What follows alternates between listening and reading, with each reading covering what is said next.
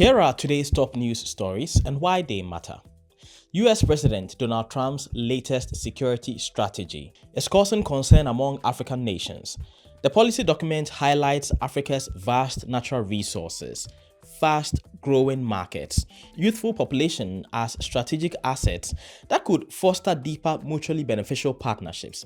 But what does this shift mean for security across the continent? I asked security expert Adib Sani, and here's what he had to say. The new US national security strategy has a very nice way of succinctly telling Africans that you cannot count on us. African problems have to be resolved by Africans. Now there's going to be a major shift from aid to trade. So the aid that we used to enjoy in the past is something that we might not get going forward. And so it is time for Africans to understand that the solutions have to be homegrown with partnership, with the promotion of initiatives such as the AFTA, and even at the various sub-regional levels. There are a lot of protocols that, in my opinion, I feel have not been fully enforced. If it is, we have great potential. M23 rebels are advancing toward the outskirts of Uvira, a strategic city in Eastern Democratic Republic of Congo, according to local authorities.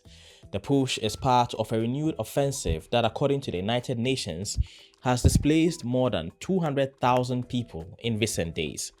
This latest surge comes despite a US brokered peace agreement signed last week in Washington by the presidents of Congo and Rwanda. The accord, however, excluded the M23 rebels, who are widely believed to receive backing from Rwanda. While the group has been engaged in separate negotiations with the Congolese government and agreed to a ceasefire earlier this year, both sides continue to accuse each other of violating the truce. And finally, Australia has started implementing a ban on social media for users under the age of 16. It has ordered 10 major platforms including TikTok, YouTube, Instagram and Facebook to block such users or face hefty fines. The government says the move aims to protect children from online bullying and abuse. So far, TikTok alone has deactivated about 200,000 accounts, with hundreds of thousands more expected to be blocked in the coming days. The decision has sparked debate in Africa, where some digital rights advocates believe similar measures should be considered. Child Online Africa, a Ghana-based civil society organization, is among those calling for policies to safeguard minors on the continent. This delay, people argue it will affect their learning and all of that. That's a lie.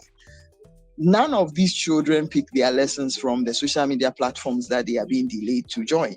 So clearly, it's the call is in the best interest of children. And I felt that it's about time Africa comes together, or we come around the table and work at what exactly will work in our interests. And that's all we've got it for you today. Don't forget to comment, like, and share our videos. Also, subscribe to our YouTube channel, DW Africa. I am Michael Oti, and I'll catch you again the same time tomorrow.